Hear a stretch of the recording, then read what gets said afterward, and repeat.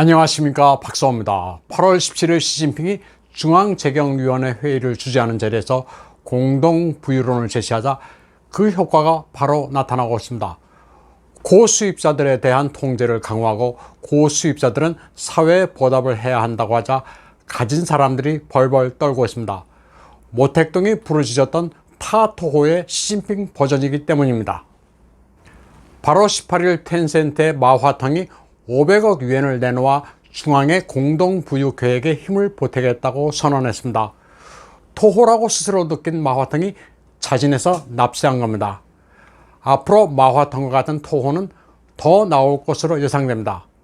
사회주의의 철권에 맞지 않으려면 눈치가 빨라야 합니다. 중앙재경위원회에서 시진핑은 중공의 분배는 3단계를 거친다고 말했습니다. 1, 2차 분배를 거친 3차 분배 이론을 제시했습니다. 1차 분배는 시장 경제에 따른 자연스러운 순환, 2차 분배는 가진 자들에 대해 국가가 일정 부분 개입하는 겁니다. 3차 분배는 사회 여론에 따라 도덕적 영향을 발휘해 국가가 개입하기 전에 알아서 가진 자들이 사회적 공정 분배에 참여해야 한다는 겁니다. 국가에 돈이 없으니 이제 부자들이 알아서 돈을 내놔야 한다는 무시무시한 선언입니다. 덩샤오핑의 선불론, 일단 일부 사람부터 부자가 돼야 한다는 방침에 따라 개혁 개방 이후 돈을 충분히 번 사람들은 이제 그 돈을 나라에 바칠 때가 됐다는 게 시진핑의 생각입니다. 중공의 기업 거물들은 스스로 짜오자련, 즉 황족의 일원 또는 관으로부터 인증받은 비즈니스맨 홍딩쌍렌으로 착각하고 있는데 사실은 최고 권력층 누군가의 뒷배로 성장한 대리인일 뿐입니다. 이제 그들은 시진핑에 대한 충성심을 표시하지 않으면 살아남기 힘듭니다. 최근 2년 동안 기업계 거물들은 시진핑으로부터 계속 두들겨 맞았습니다. 작년에 알리바바의 마윈이 두들겨 맞자 텐센트도 공포에 휩싸였습니다. 마화탕은 2021년 4월에도 이미 500억 위엔을 내놓은 바 있습니다. 텐센트의 기부를 전후해 다른 기업들도 풍향을 살피면서 기부의 형식으로 돈을 내놨습니다. 외식 배달업체 메이투안의 왕싱은 자신의 기부 재단을 통해 175억 위엔어치의 주식을 바쳤습니다. 핀두어도의 창설자 황정은 3월에 CEO직을 내려놓고 교육재단을 통해 120억 위엔을 기부했습니다. 메이디 전기의 허시앙젠과 헝다의 슈자인도 빈자의 의료와 문화 지원 프로젝트에 각각 63억 위엔, 24억 위엔을 사용했습니다. 샤오미 CEO 레이주는 자신 명의의 재단을 통해 142억 위엔어치의 주식을 기증했습니다.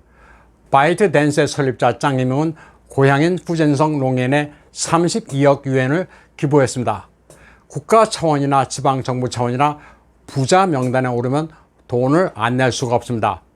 국고가 텅텅 비어가고 있는 상황에서 시진핑이 내뿜는 살기가 예사롭지 않습니다.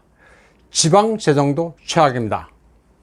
재정이 열악한 성은 중앙정부가 보조를 해주는데 예년에는 서부 지역에 너 5개 성만 도와주면 됐었습니다.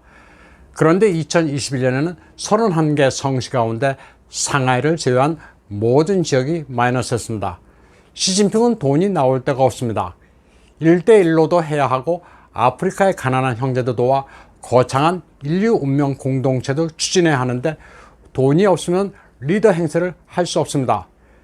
이제 대기업들을 털어서 나온 돈이 부족하면 중산층이 갈취 대상이 될 수 있습니다. 어디까지가 중산층이냐를 보면 그 기준은 애매모호합니다. 현재 중공 인구 가운데 6억 명의 월 수입이 1000위엔이 안 된다고 리커창 총리가 말한 바 있습니다. 이 말을 기준으로 보면 몇 억 명은 월 수입이 3000위엔에서 5000위엔 사이로 볼 수 있습니다.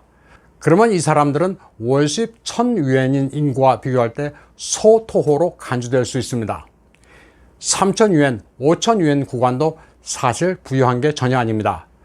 우선 열심히 일해 자영업으로 그럭저럭 먹고 살 만한 사람들, 그러니까 월 수입 1만 위엔이나 2만 위엔 구간의 진짜 중산층부터 당장 타격 목표가 될 공산이 큽니다. 시진핑은 진정한 공산주의로 회귀하고 있습니다. 불망초심이란 구호에서도 그런 사상이 반영된 겁니다. 덩샤오핑의 개혁 개방 이후 등장한 자본주의의 맛은 수정주의입니다. 이제 덩샤오핑 이전으로 돌아가고 있습니다. 60년대 광기 시대를 살았던 중공 사람들의 기억을 보면 이런 게 있습니다. 예를 들어 농가에서 닭은 5마리 키우면 사회주의지만 5마리 이상, 6마리, 7마리를 키우면 자본주의로 간주됐습니다. 5마리 키우면 계란도 낳고 가족이 충분히 먹어주는데 그 이상은 불필요한 사유재산이란 겁니다. 이를 당시에는 자본주의의 꼴이라고 불렀습니다. 그리고 그런 자본주의의 꼴에는 사회에 반납해야 한다고 선전했습니다. 시진핑은 오는 2035년까지 가진 자로부터 빼앗아 공정분배를 실현하는 것을 목표로 하고 있습니다. 시진핑이 중앙재경회에서 한마디 하자 이제 부동산세와 상속세도 도입해야 한다는 분위기도 일고 있습니다. 관변학자들이 불을 지피고 있습니다. 중공정법대학의 스종원 교수는 공동부유를 위해 세제 개혁을 해야 한다면서 직접세 비중을 크게 높여야 한다고 주장했습니다. 직접세와 간접세 비율은 3대 7인데 부동산세를 신설해야 한다고 말했습니다. 비싼 집을 여러 채 가지고 있는 이들에게 부동산세를 부과해야 빈부격차를 줄일 수 있다고 주장했습니다. 중공은 부동산세를 징수하기에 앞서 아파트 가격 인하를 억제하는 분위기입니다. 후난성 유해양시는 부동산 폭락 방지령까지 내놨습니다. 부동산 개발업자들이 공시가의 85% 이하로 아파트를 판매하는 것을 원천 봉쇄했습니다. 부동산 회사들은 할인을 해서라도 매물을 처분해야 하는데 이러지도 저러지도 못하게 됐습니다. 중공에서는 일부 지역이 특정 정책을 시행하면 다른 데도 따라하는 습성이 있습니다. 중공의 포털 왕이 넷이지에는 한국 부동산과 관련된 기사도 게재됐습니다.